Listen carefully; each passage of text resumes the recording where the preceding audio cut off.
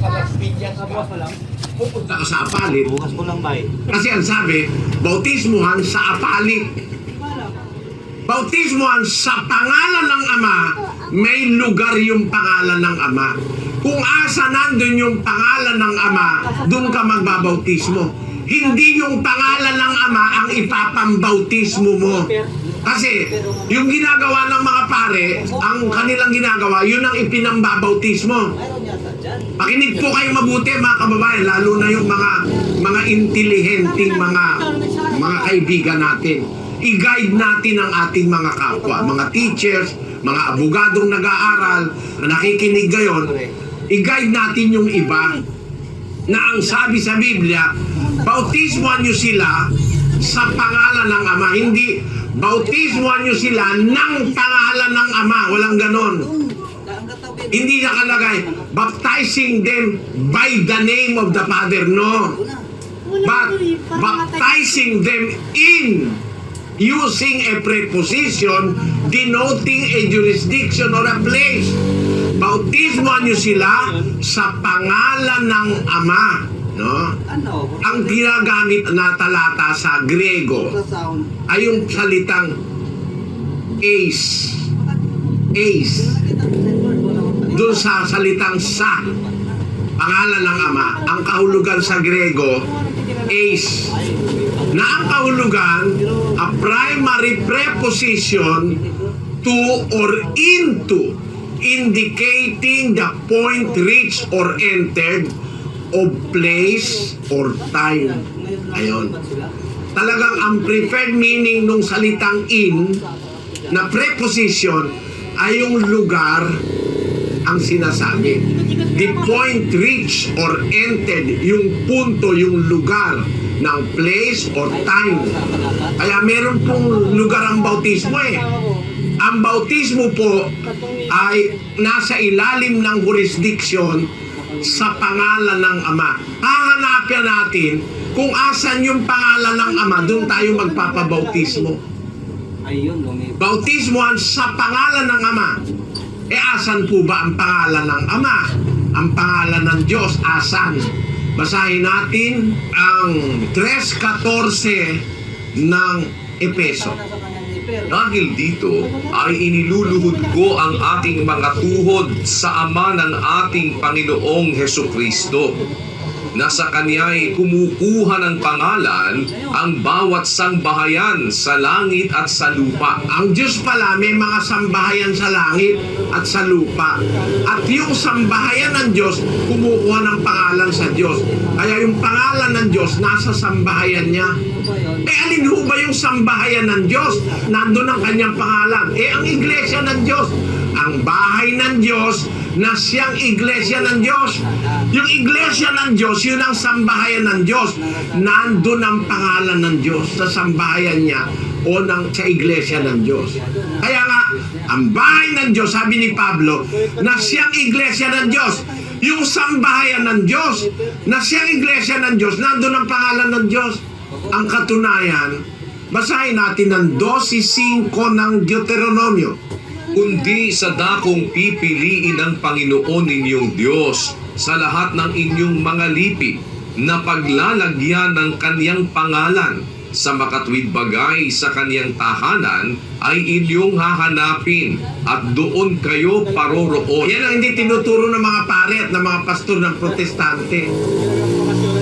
Meron dako na pinili ang Diyos sa lahat ng inyong mga lipi, ang sabi niya nung una, na paglalagyan ng Kanyang pangalan. Alin yun? Sa makatwid bagay sa Kanyang tahanan, sa Kanyang bahay. Doon nyo siya hahanapin, doon kayo paparoon. No? Alam nyo mga kababayan, ito hindi tinuturo ito ng ibang iglesia. Na yung pangalan ng Diyos, may pinaglagyan nun. Yung bahay ng Diyos. Ikalawang Kronika 7:16. Sapagkat ngayon ay aking pinili at itinalaga ang bahay na ito upang ang aking pangalan ay dumuon magpakailanman, at ang aking mga mata at ang aking puso ay doroong palagi. Sabi ng Diyos, aking pinili at itinalaga ang bahay na ito. Meron siyang binabanggit na bahay na noong panahong una, sa panahong Israelita, yung itinayo ni Solomon. Pero itong bahay na binabanggit niya rito, parang prophetic pronouncement, isang deklarasyong parang propesiya, meron siyang tinutukoy na bahay na magpakailanman, hindi masisira. Kasi yung bahay na itinayo ni Solomon, sinira ng mga Romano yun eh. Sinira ng mga taga-Babylonia yun eh. Yung bahay na templo na tinayo ni Solomon. Pero meron siyang binabanggit dito, mga kababayan, ano? Pakinggan yung mabuti, tingnan nyo lang. Sabi ng Diyos, itinalaga ko at pinili ko ang bahay na ito upang ang aking pangalan ay dumuon magpakailanman. Merong bahay na hindi masisira ng tao. At ang pangalan ng Diyos doon magpakailanman. Alin yung bahay na yon? Na pinili ng Diyos na ang pangalan niya doon magpakailanman. Bahay na hindi masisira. Alin yon? Ulitin natin ang unang Timoteo, kapatid na Daniel. Ngunit kung ako'y magluwat ng mahabang panahon, ay upang maalaman mo kung paano ang dapat sa mga tao na ugaliin nila sa bahay ng Diyos, na siyang iglesia ng Diyos na buhay. Ayun, ang bahay ng Diyos ay ang iglesia ng Diyos. Yung bahay na yon ang pinili ng Diyos para ang pangalan niya nandoon magpakailanman. Kaya yung iglesia ng Diyos, hanggang sa walang hanggan, mananatili yan eh. Yung iglesia ng Diyos eh. Hindi pananaigan niya ng Hades. Yung iglesia ng Diyos, panukala ng Diyos yan na walang hanggan. Basahin natin ang Efeso 3:10. Upang ngayon sa pamamagitan ng iglesia ay maipakikilala sa mga pamunuan at sa mga kapangyarihan sa sangkalangitan ang kapuspusan ng sari-saring karunungan ng Diyos ayon sa panukalang walang hanggan na ipinanukala kay Kristo Jesus na Panginoon natin. Ayun ang liwanag. Sa pamamagitan ng iglesia, by instrumentality of the church, ipapakilala ng Diyos ang kanyang karunungan ayon sa panukalang walang hanggan. Kaya yung iglesia, panukalang walang hanggan ng Diyos yan. Ibig sabihin, kahit mawala na ang langit at lupa, mananatili pa ang iglesia. Yung iglesia, yan ang bahay ng Diyos. Na diyan doroon ang aking pangalan magpakailanman, sabi ng Diyos. Pinili ko ang bahay na ito upang ang aking pangalan dumuon magpakailanman. Asan ngayon ang pangalan ng Diyos? Nasa iglesia. Kaya sabi, bautismoan ninyo sila sa pangalan ng Ama. Hahanapin mo kung asan yung pangalan ng Ama, doon ka magpapabautismo. Asan yun? Ang pangalan ng Ama nasa bahay niya, sa sambahayan niya. At yung sambahayan niya o bahay niya, yun yung iglesia.